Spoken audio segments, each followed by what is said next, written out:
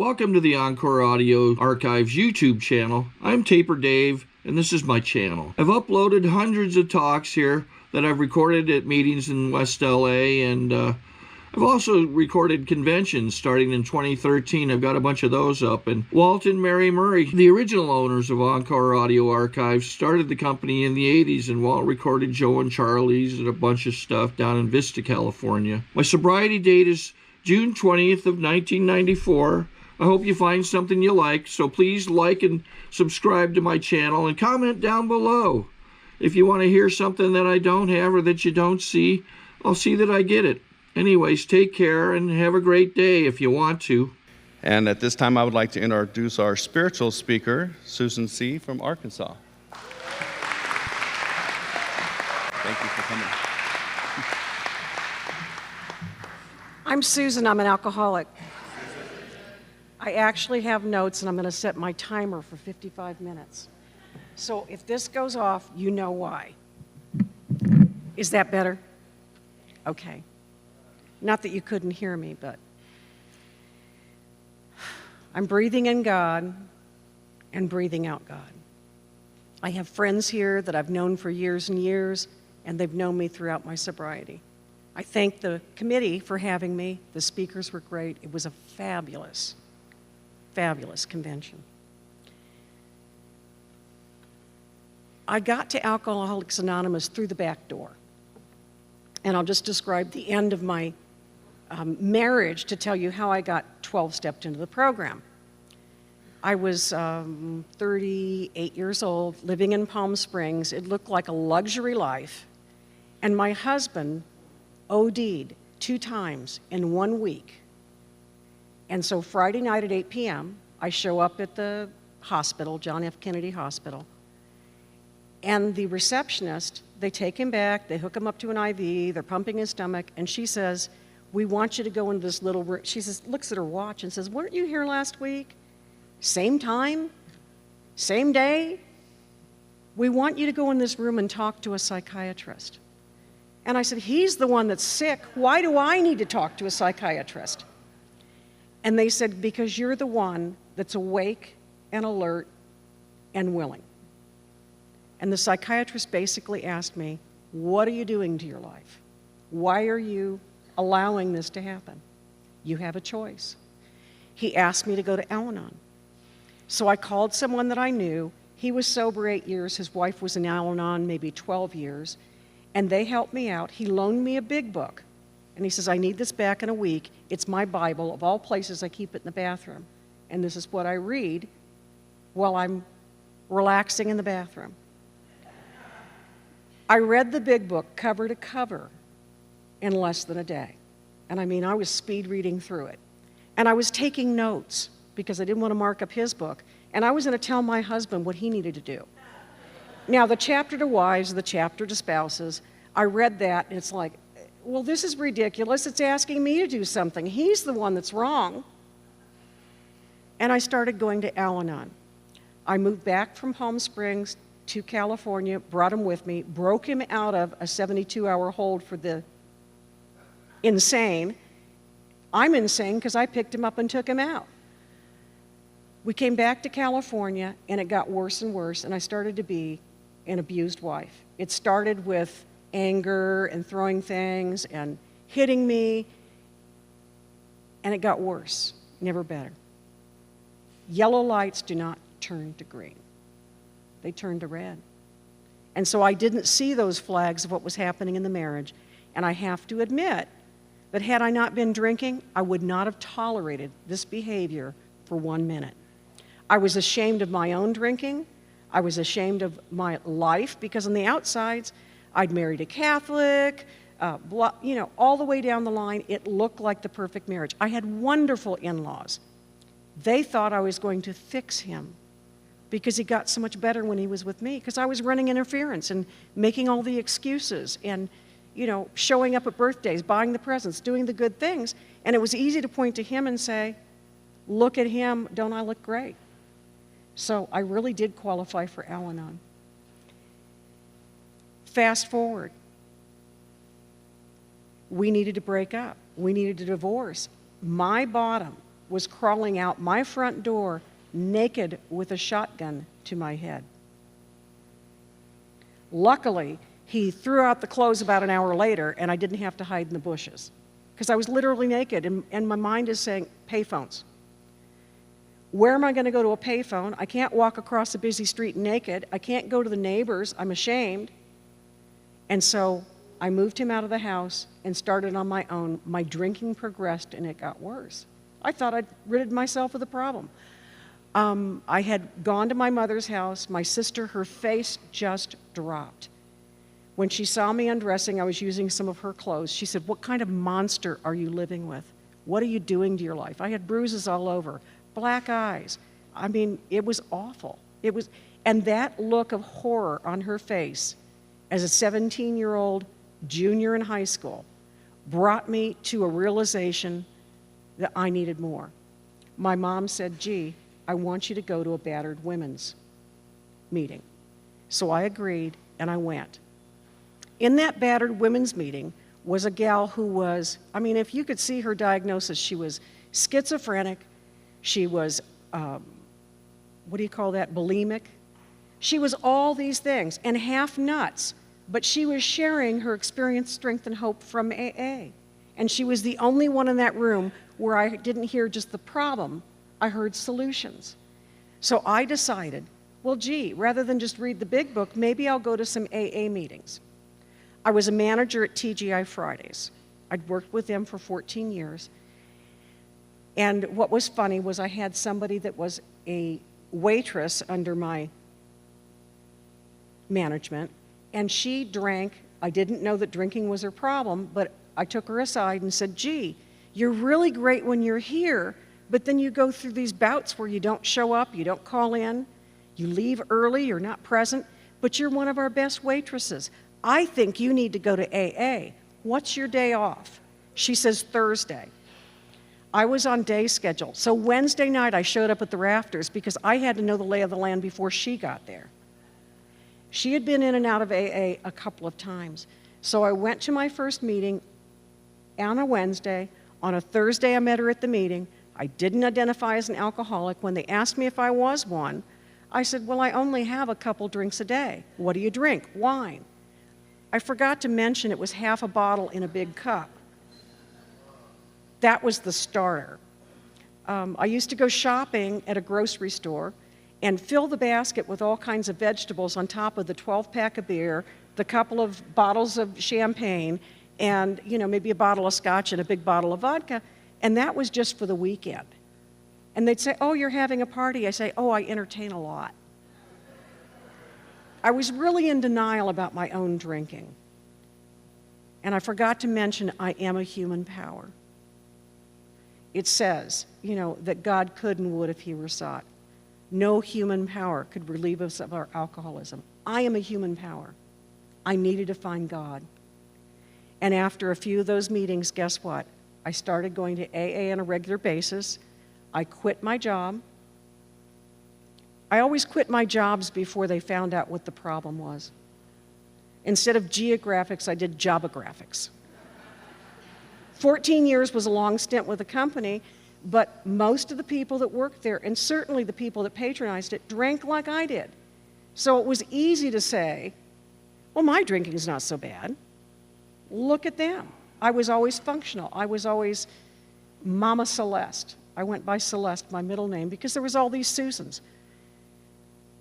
Not a problem. I'm going to AA. I spent 7 months taking dirty chips, maybe making it to 29 days and drinking again, but I kept coming back. My convincers was the fact that I had read the big book and I saw, gee, I should be able to stop drinking for anything like a year and it shouldn't bother me. So that was my goal, to stop drinking for a year. I spent 7 months and never made it to 90 days. I went in around Mother's Day, 1989. My sobriety date is Christmas, 1989. You can get sober on the holidays. I think I see my ex-husband in the audience. The miracle for me was that on Christmas Eve, I decided, back at like Thanksgiving, that I would drink and not try to control it. I'd read in the big book, you know, and I'd heard it from the podium. You couldn't control and enjoy your drinking. Well, I certainly could enjoy it, but I was always trying to control it. And I decided, okay, I'll drink around the clock or whatever I want. I'll stay in my pajamas and not control my drinking and see if I hit a bottom. I was praying for God to make it stop working. On that Christmas Eve, I blew off the midnight mass.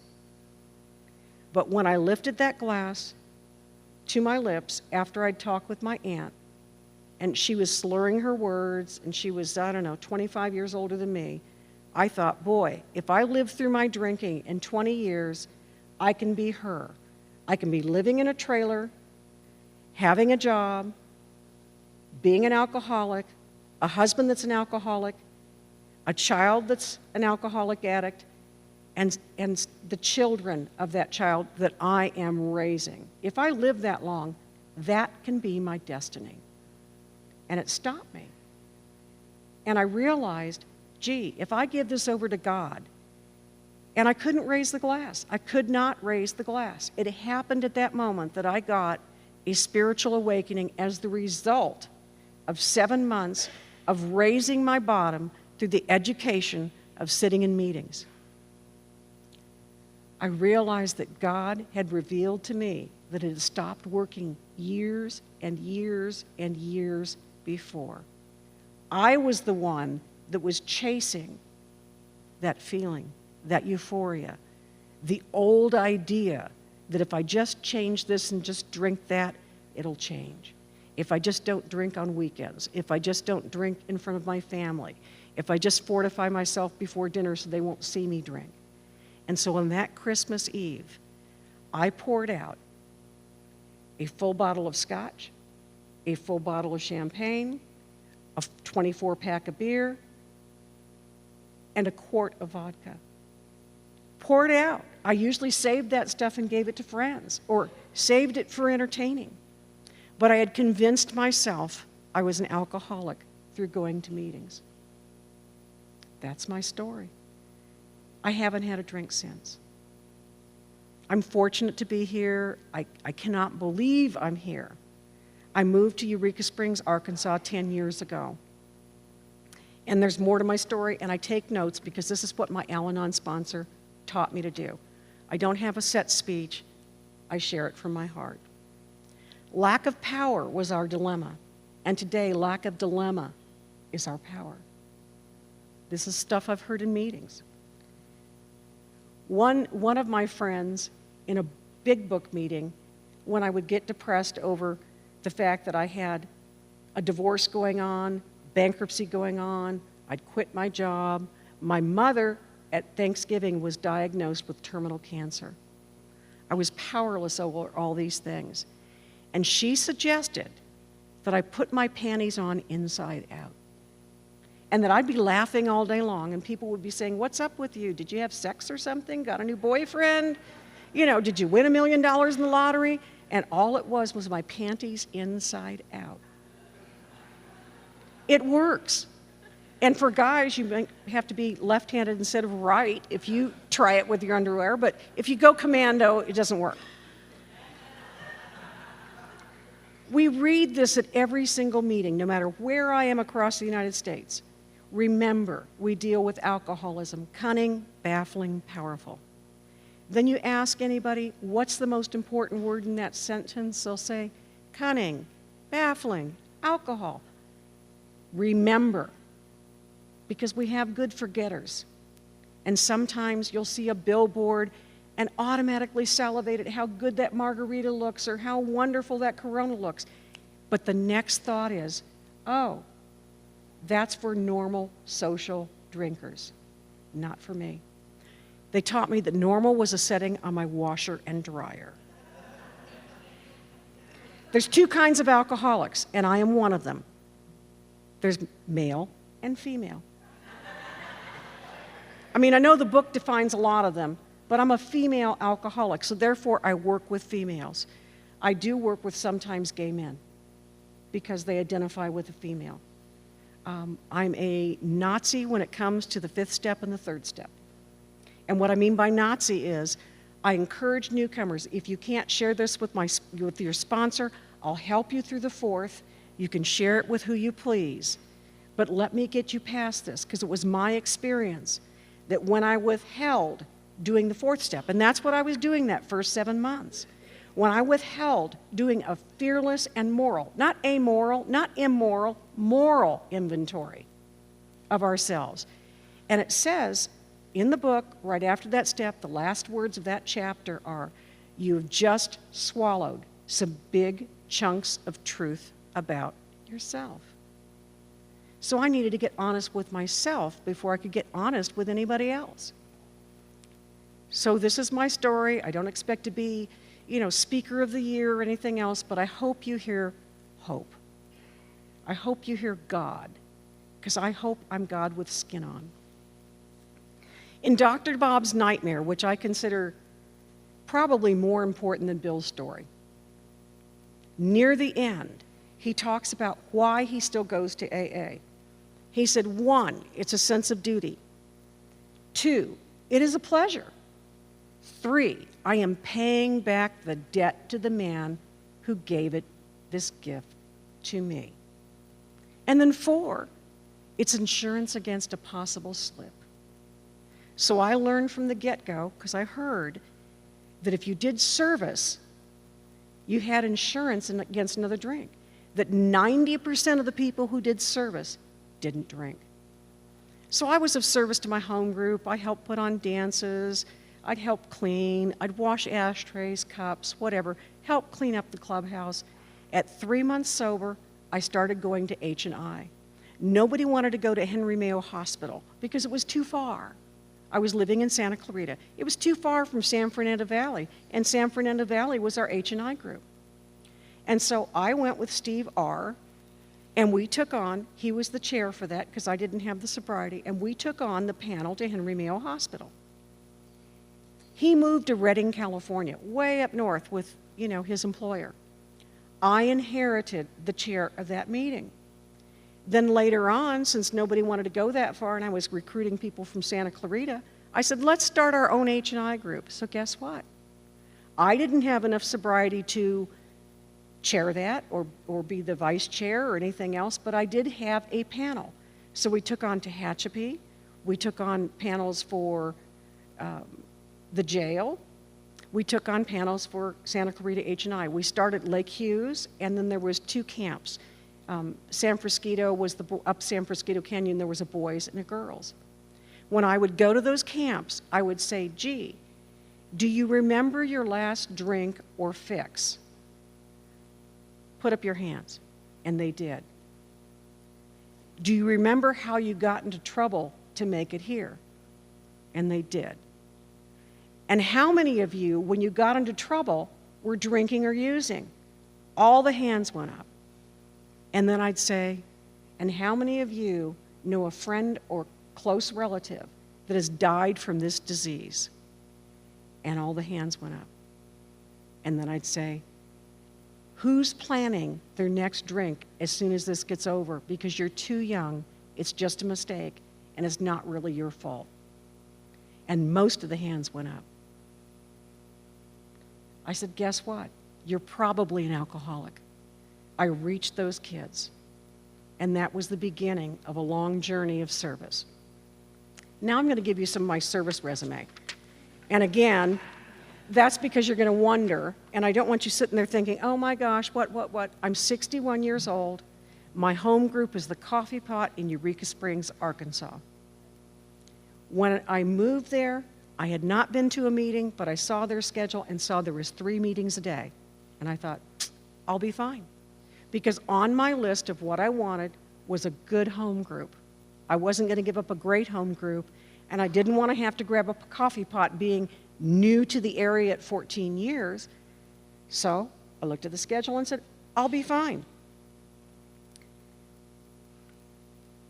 I've had a number of difficulties in sobriety, and I'll be sharing those. Here's my program resume. I started out with Alateen co-sponsor. I had kids by marriage that needed Alateen.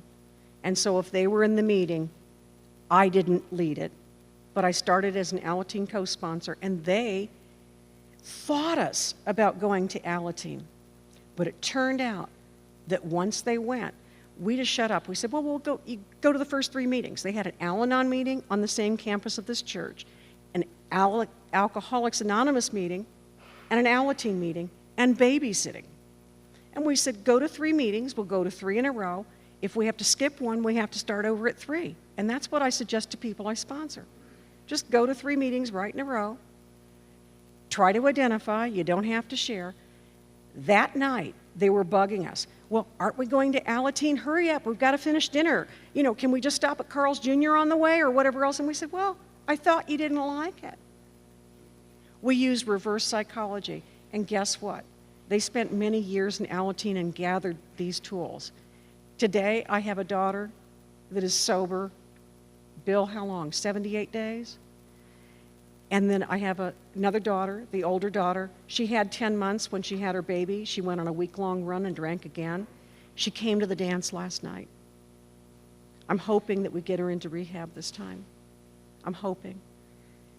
I have beautiful grandchildren due to this program. I've been a GSR for the Rafters and for my home groups. I was on the literature committee at our district level. I was with the Grapevine, obviously, at our district level. I was Santa Clarita Valley H&I treasurer, vice chair.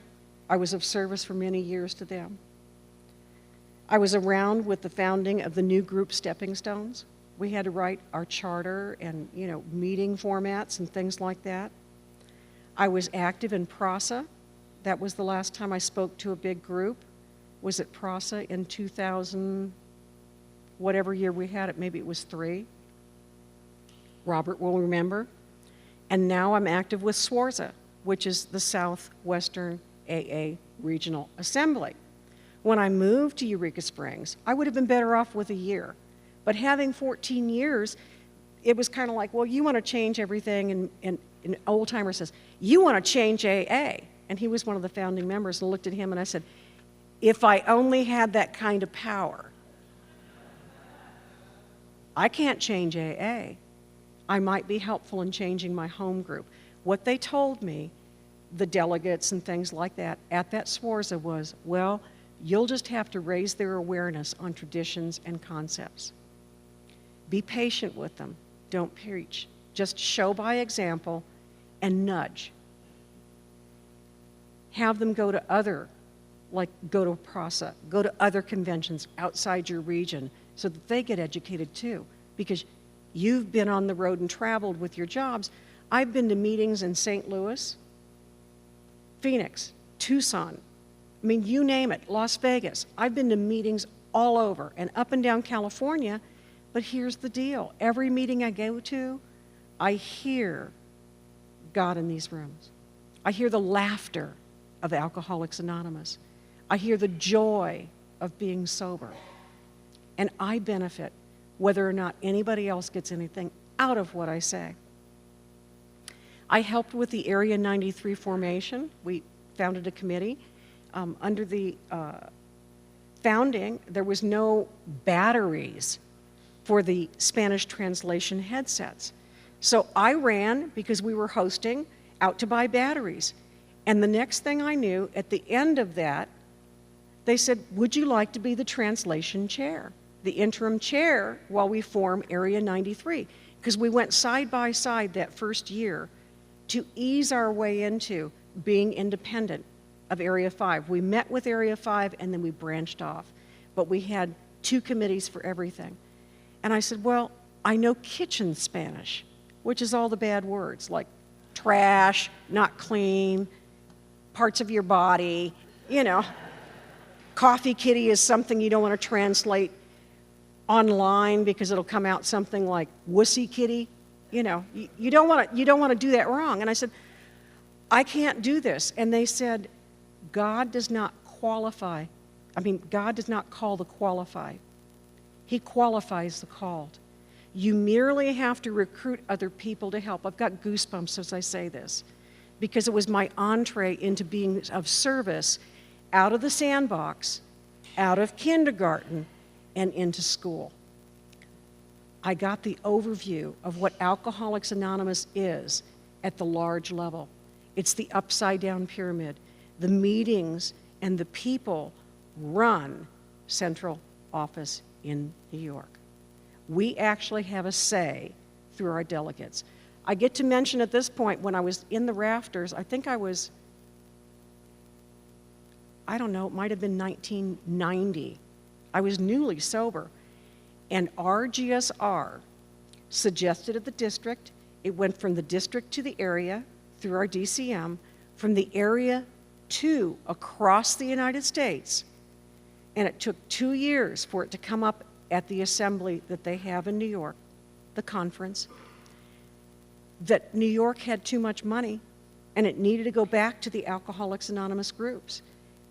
They had millions of dollars over the reserve, and being greedy, everybody was saying, yeah, but what if, what if? Well, that's why we have a reserve.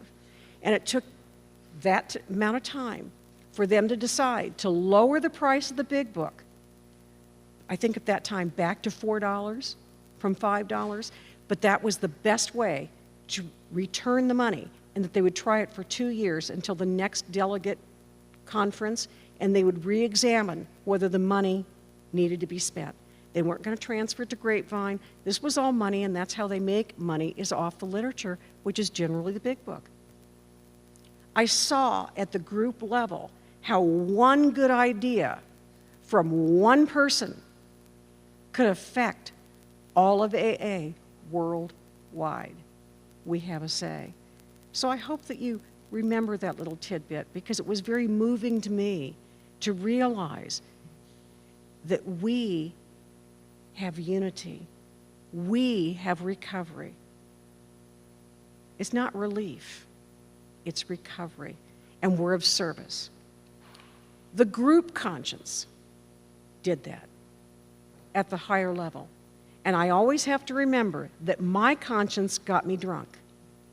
And whether I agree or not with my group conscience, whether it's on lower level at the group, district, area, whichever, that I will abide by that group conscience simply because that is God as He expresses Himself. That was really important to see. I was vice chair and steering committee in my home group. Then I was chair of my home group. I helped put on dances. That was my amends to my home group for thinking I needed to change things at 5 years sober. We ran around and we had people show up at the big business meeting where people were going to get elected, and we made sure that this one guy got elected. He was our candidate. That's not a group conscience. That's political stumping. But I learned from that mistake. I learned from that mistake. And part of my amends in a positive way was to be the chair that I always criticized, to be the chair and be of service, to be the chair and be silent and only steer the meeting and not express my opinion, to opt out of expressing my opinion and allow the group to function. So service is really a lot of what's kept me sober. We also sat in on the formation of our convention for Santa Clarita Valley, the central office for Santa Clarita Valley. We had to write all these charters, H&I, all the way through. Santa Clarita was helped formed while I grew in AA. And I got to be an integral part, and not just express my opinion, but to have that experience outside from Tucson, from St. Louis, from wherever, and be able to say, golly, we are so fortunate that our H&I isn't 5 people who meet in Northern California. Our H&I has 30 people who are active, and the chairs make sure that if they can't be there for the meeting, someone else comes and disseminates the information, to be of service in that way, not just coffee cups, chairing a meeting. And I need to say that Nancy, it was a real God shot last night. Thank you. She was one of the first speakers I ever asked to share at the rafters when I was voted in a meeting at 3 months sober. I was also voted in a meeting chair because nobody wanted it at 10 a.m. on a Sunday morning. And so I wound up booking Nancy in because Rod G. said, she's a great speaker and she's got a very moving story. So here's a God shot for me at this convention, that I'm listening to a completely not new story, but another perspective of 30 years later, what her story has become.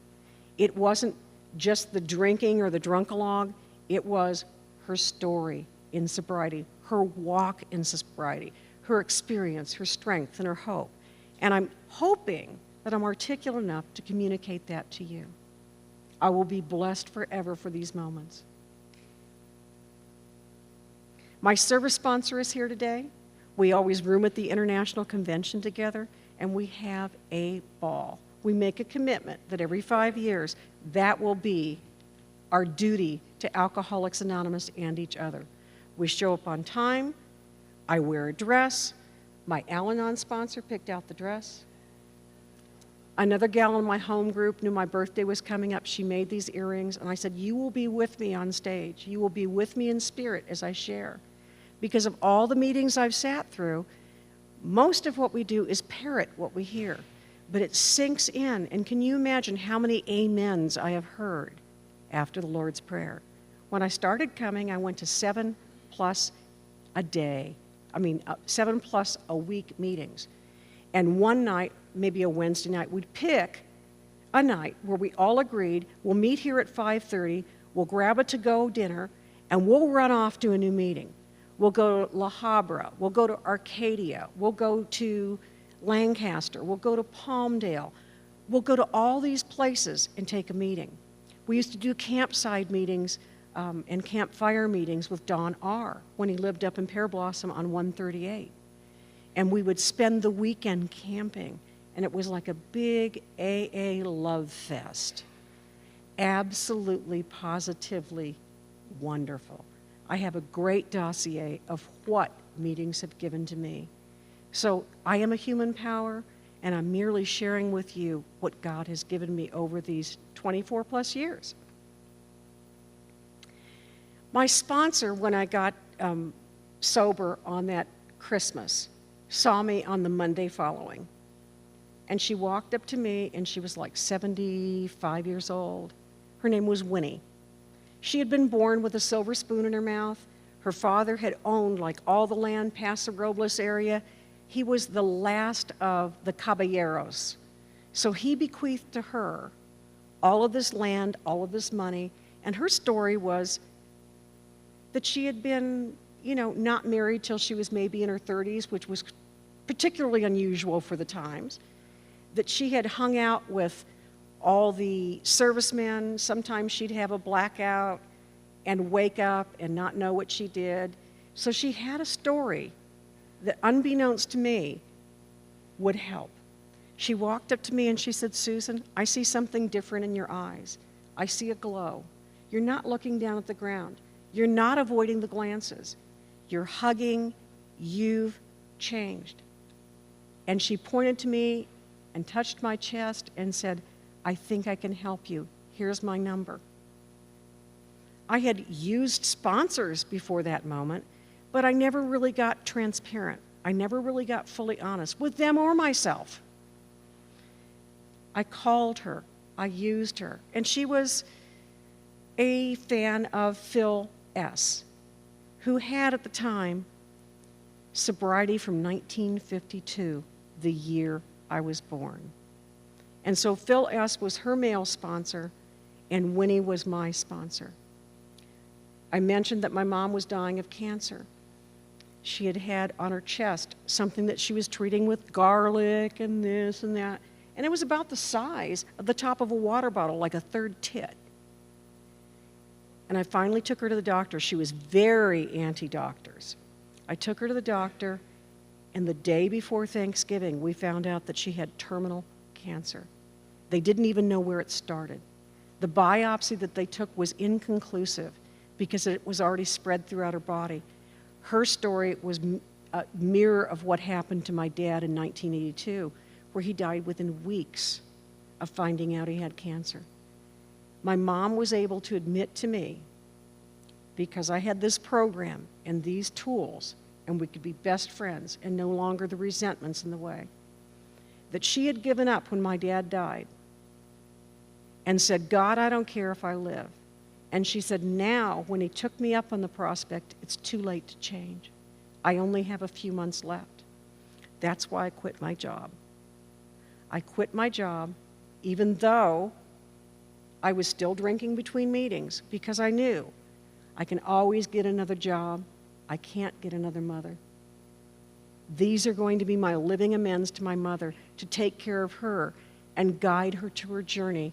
Whatever she chooses to treat or not treat, whether she decides to use radiation or doctors or whatever else, my job is to be the best daughter I can be.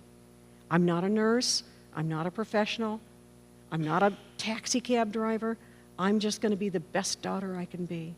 And that was direction from people in my home group.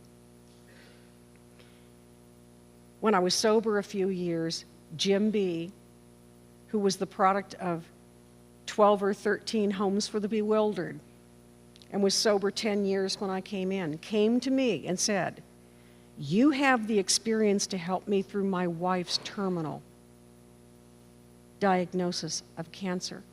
I practically dropped the phone. I was only maybe 4 or 5 years sober. I said, but Jim, why don't you call someone who has more sobriety than you? How can I help you in that way? He says, you've walked through it sober, and you'll help me. And so when he'd stop and buy a carton of cigarettes, I'd say, oh, Jim, go into Vaughn's and pick out a nice flowering plant or something for your wife. And he thanked me nearly every week after. He was in meetings 7 days a week, sometimes 2-3 times a day. He was our tape guy for many, many conventions, back when they had tapes, cassettes. He thanked me, Priscilla thanked me, and said, Jim has never bought me a present. I said, what'd you do, go out and have an affair? He said, no, I ran into Susan. I started crying because I had given back what was so freely given to me. These rooms walked me through a very difficult first year. I had 3 surgeries in my first year. My mom died in my first year. I would sleep on the floor in her bedroom and wake up like you would for a baby or a newborn. She didn't want to be taking drugs, but she'd get in such pain. I'd have to administer shots. And I thought, boy, I was never an addict and never used needles. I hate needles. But God gave me the strength to do that because I prayed to be a good daughter. I have 4 brothers and sisters. On my resentment list was the fact that they abandoned her. They couldn't deal with her dying. She was the fix-it because Dad was gone. She was the money bags. She was their everything. And they didn't know how to give back. And rather than be resentful, I shared it with my sponsors or shared it with somebody else in the program. Sometimes I'd stop at the San Fernando group on the way back to Santa Clarita to water the cat, clean the cat box, get a change of clothes, take a shower, and go back down. Not even a nap. And I would be crying in San Fernando.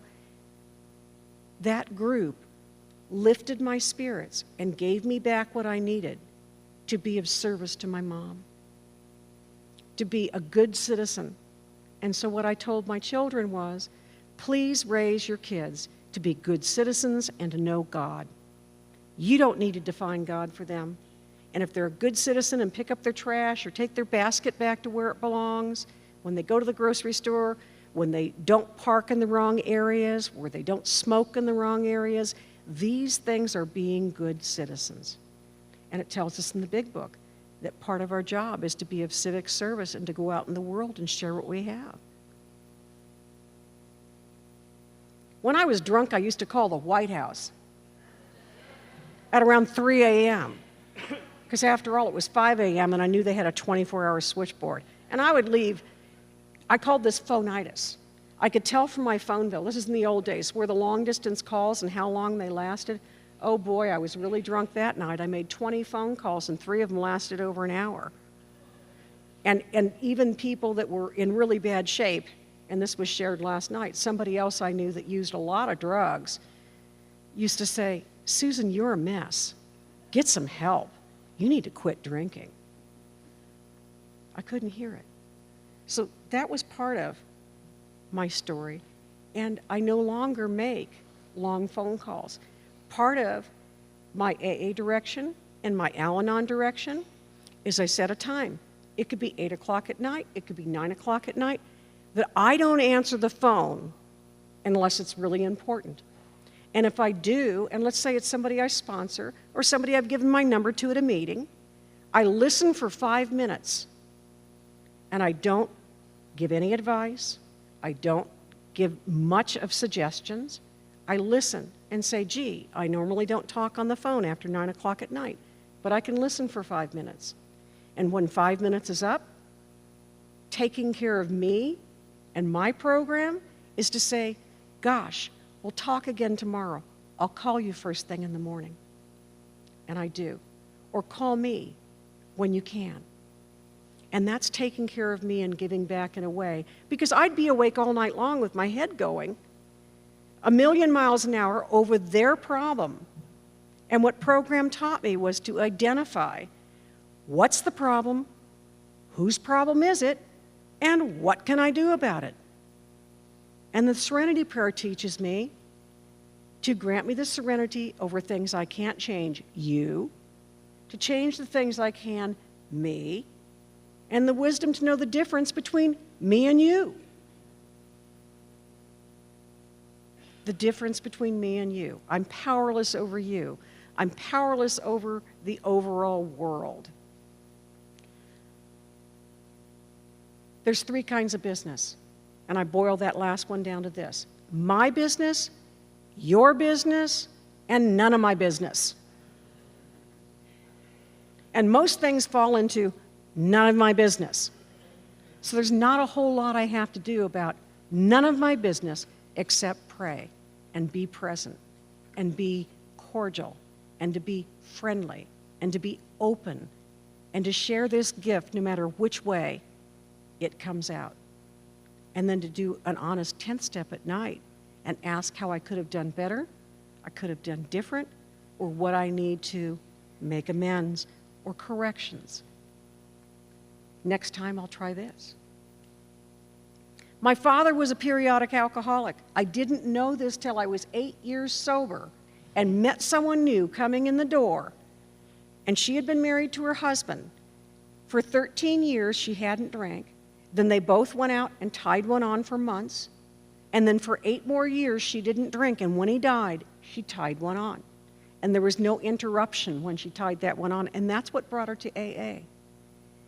And a light went off in my head. And I went, gee, when my father drank, bad things happened. I lived in North Hollywood, Studio City area before the freeways were built. My dad would say, go play on the freeway, and he meant go play on the sand pile that was going to be the freeway. There wasn't even fences. And we'd be lighting ants on fire with a magnifying glass and shooting off firecrackers and whatever else. So when we went to Canoga Park to a friend's house, we did that on surface streets. And it took us about an hour, maybe 45 minutes to get there on surface streets. One night they had a party, and I looked forward to these family and friend gatherings because we always took in strays at Thanksgiving, people from Iowa that we knew or whatever else. And my dad had a good time. And all I remember was I had danced, they sent us to bed, stopped playing, go to sleep. We did. And when we woke up, Mom and Dad were fighting. My brother usually went to the introvert and would just ignore it. Just act like it wasn't happening, or close his eyes and act like he was asleep in a chair. Me, on the other hand, I'm watching everything that's happening, and my uncle, the alcoholic, was saying, give her the car keys. They took the car keys off of him. He got so pissed off, he walked home from Canoga Park. And I remember the next day, around noon, 1 o'clock, he finally made it home. We didn't know where he was. No cell phones in that day. We'd gone out to look for him. He had walked from Canoga Park and woke or came to at a Bob's Big Boy on Lankershim and, I don't know, Magnolia, drinking coffee, which he never drank, and eating pancakes with holes in his shoes. He had to beg for the 20 cents because he only had enough to pay for his meal, or the 10 cents, to call and get a ride from my mom because he was pissed off because she took the keys. So these memories of what happened. Around 1972, I went with my parents to London. It was something we did for our business. Our business was connected with Lloyd's. We were aviation adjusters and adjusters for weird things like John Wayne's cancer policy, horses, tuna boats. I mean, weird things that Lloyd's insured. And so we would go over to London every 6 months, maybe twice a year, and do business. So I went to keep my mom company. And this came out when I did a thorough fourth step, that my dad fondled me that night. He sent my mother to bed. We'd been drinking mead at something like one of those jousting things where everybody's dressed up like it's the 1700s and queens and kings. And he fondled me and kept telling me, oh, just take off your clothes and go in the pool. It was an indoor pool. I'll watch the door. Oh, well, then go in your bra and panties. And when I started examining the resentments against my dad, I realized that I had been molested. This is something I drank and used over for years and years. It's difficult to admit this on a CD. And it's not something that my brothers and sisters aren't aware of. But it's like, la, la, la, la, la, la, la, la, la, and they've got the neighborhood watch committee saying, don't listen to that. Because I remember years and years later, in 1982, my dad had gotten sick. I was working for him. It was part of my living amends, even out of program. I was working for him. I had my degree. I took those kids because I took my mom's ticket. My dad had given up his ticket and said, oh, and he was laying in bed for 3 weeks. My dad didn't stay out of work for 2 days, ever, in my memory, whether working for himself or someone else. So I knew he was very, very seriously ill. I took a 17-year-old, a 14-year-old, and a 13-year-old kid by myself to London for 3 weeks. When I came back, my dad, I took one look, and I knew from the look in his eyes he was dying. I tried to talk my mom into take him to the doctor. They hospitalized him. He talked them out of it in less than 24 hours. They wanted to do a bone marrow biopsy. He refused. 3 days later, he died.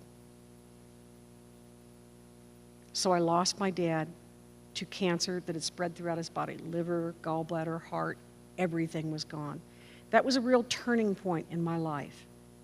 Because at that point, now I am the strong one. I'm the second in my family.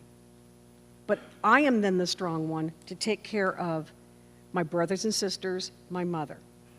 I'm the one that, even though I'm the sister, I'm the one they turn to. As a teenager, I wasn't drinking and using. I was the good little girl in Catholic high school, Catholic grade school, taught by Jesuits, open-minded. I had a driver's license and 3 kids in diapers in my car. And at 17, no tools. But that was the best birth control you can give a teenager. I knew I was unprepared to have children. Absolutely unprepared to have children. So at least I knew that much. And consequently, what happened after that was my brother, who had gone away to USC, and he was drinking and throwing pianos off roofs and stealing motorcycles, and he tapped the phone at the frat house, and they were making long-distance phone calls in their room because he'd rewired it. The FBI show up at our front door. I'm the one that answers. My parents get mad at me. I don't let them inside. But I was always the responsible one. So if you're getting the gist of this, I was an Al-Anon before I ever knew I belonged in AA. I was the fix-it person for my whole family. My brother's away at college. My mom and dad had their own business. I would come home from school. I would relieve my mom of the children. I would clean the house, do the laundry, make the dinner, feed the kids, give them a bath, help them with homework. If you can imagine homework in kindergarten, it's not much. You know, in those days they were learning ABCs, big deal. But I was the mother figure for these kids. So the turning point in my sobriety when my mom died and I'm sober is they consider my brother the father figure, but when it comes to brass tacks, it was me that they went to for advice. What do I do now that I'm pregnant? What do I do for birth control? What do I do? My brother was using at the time. My middle brother still living at home with my mother. He'd take $40 out of her purse and disappear. He'd go up into his room. He was on probably coke or meth or something like that. He'd be outside. He taped off the vent on the door with duct tape because they were watching. He would jump off the roof into the bushes. Our neighbor was Mike McDonald. He'd be running down the street after the dog with a joint in his mouth. So you can imagine that even in '89, it was very open that people did drugs. Part of my sobriety was not to do anything about my brother's condition except suggest, do you really want to be here while mom dies? He says, no, I want to move out, but nobody else will be here. I said, I'll move in if you move out. I wrote him a check to the landlord of his place with first, last, and security, helped him set up his utilities, of course, in his name, and got him out of my mother's house. Because one of the frenzies was he pushed my mother and said, why don't you effing die so I can have my money? Give it to me now. And I slipped in between and I said, listen, you're going to have to go through me to get to her because I'll kick your butt. But that was part of my amends, was to lay down a boundary against other people who were drinking and using and doing bad things. I use the steps and traditions throughout my life. I use it in funny ways. I used to volunteer at Wildlife Way Station. I did tours and things like that, so I dealt with wild animals. And they would say, there's something different about you. I'd be sitting on their board of committee heads, and I would say, let's look on what we can all agree upon. We all have a group conscience that the animals come first. Is this discussion the best thing for the animals, or do we need to set this aside and do what's best for the animals and do what's best for the survival of this charity? I have to say that that was something that taught me a lot, and many other things in my sobriety have taught me a lot. Tai Chi. I took Tai Chi at the Senior Center out in Santa Clarita. And my Tai Chi teacher taught me what you can do quickly, you can't always do slowly, but what you do slowly, you will always able to do quickly. To me, I heard these things and applied them to the program. I don't need to rush through steps anymore. I don't need to just plod, but I need to keep moving. And she taught me that in between steps, when you lift a foot and just walk, you are off balance. But when you learn to walk and how to handle being off balance.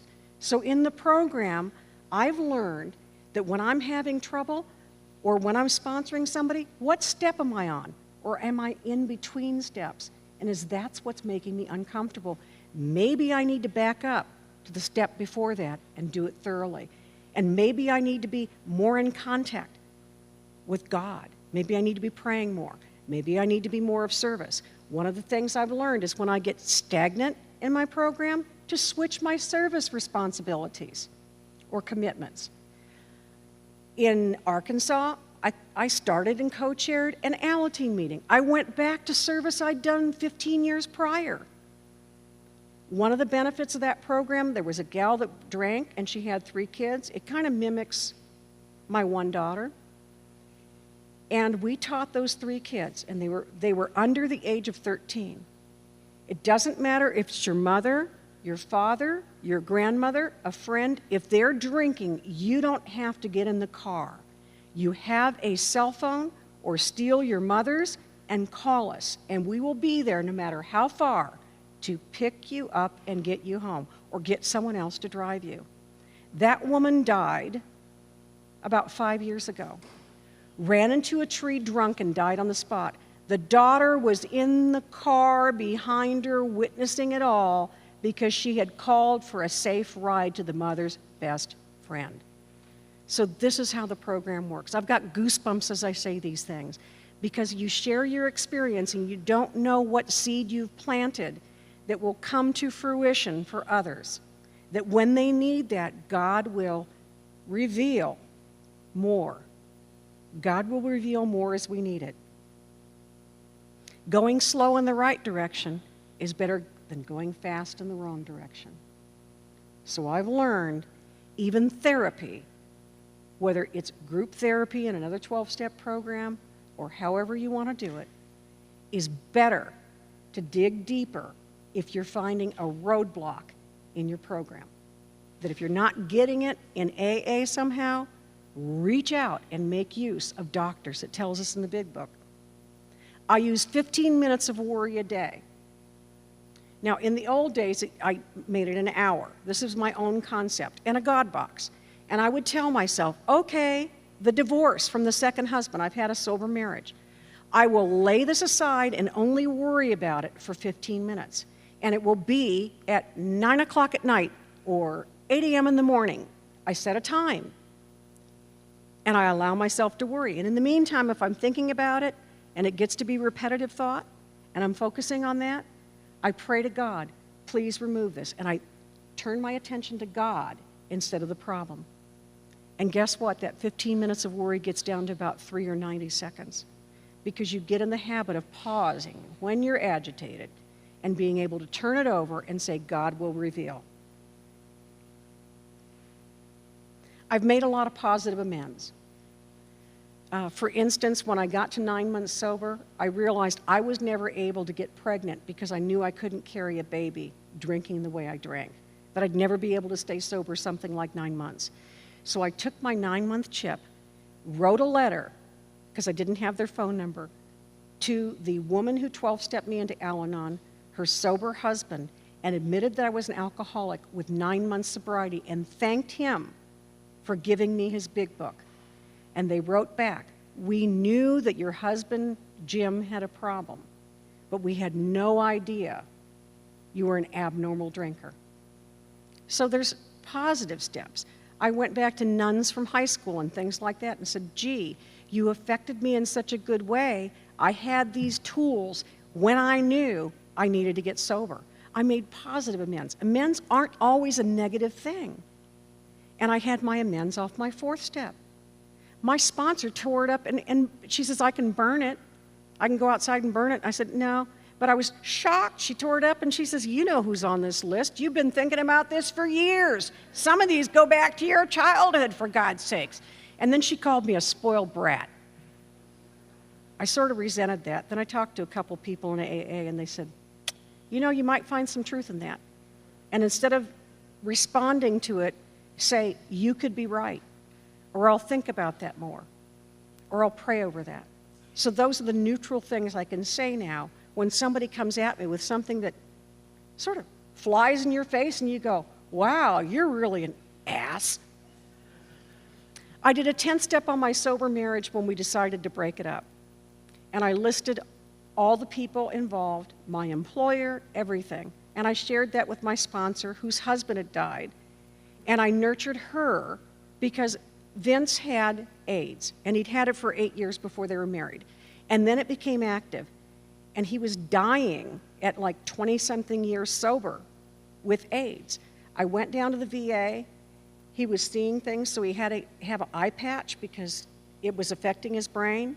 I helped him get out of VA, over to Kaiser. In 1 day, he got done. I was working for Kaiser at the time. In 1 day, he got done what the VA hadn't tested.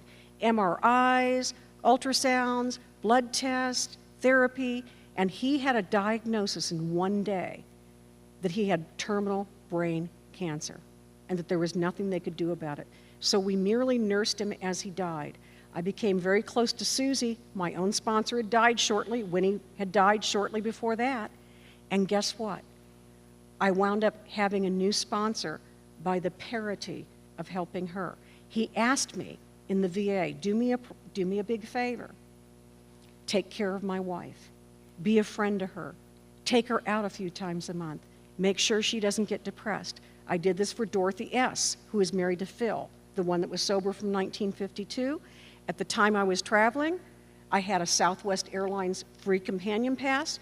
I would call Dorothy up and say, I'm going to Las Vegas next week on Thursday the 19th. What are you doing? Oh, I've got friends in Las Vegas. One of them's a dealer at Caesars. Let me call her and see if I can stay with her, and she'll pick me up at the airport. I never even had to give her a ride. She traveled with me for 2 years. Dorothy was black. We'd sit on planes. She liked the window. I liked the aisle. There'd be a seat in between. Sometimes people would get on planes and say, well, can't you just move over one to me? I said, no, I want the aisle. I have to get up and pee a lot. And they'd say, no, move over next to your friend. I said, well, I can talk to her for the next 5 days. It's okay, sit there. We'll talk to you. We're all friends. And they'd move on to another seat, and Dorothy would lean over and whisper, and she says, it's because I am black. I didn't see color, because in my school, we had all nationalities and color. In parochial school, they sent the people like that to parochial school so they wouldn't be subject to bigotry, because we were open-minded. In the program, in this past 2 years, I have a friend who's American Native. He is a Vietnam vet from Marine Corps. He was a tracker since he was American Native. He didn't know how to read. It was his biggest secret. He went to a speech therapist, traded working on her house. Every day, we read the daily reflections with me helping him through the words for a year. It did more for me than it ever did for him. It got to the point where I didn't even have to pick up the book, because I've been reading daily reflections for, I don't know when it came out, when I was 22 months sober or something like that. So I've been reading these things for a long time, and he'd go, tra, and he'd always get stuck on the word traditions, and I'd have to sound it out with him. But I could be of service in that way. And he would thank me so profusely, and I'd say, Daniel, it's my pleasure. It's my gift from God to be able to share in whatever way I can. He's called me to do this. You asked, and I'm willing. I could have said no. Why would I? It's not just the 12 steps. It's traditions. It's 36.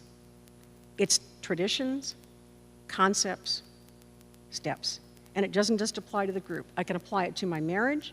I can apply it to my daily affairs. And I hopefully have applied it to coming here.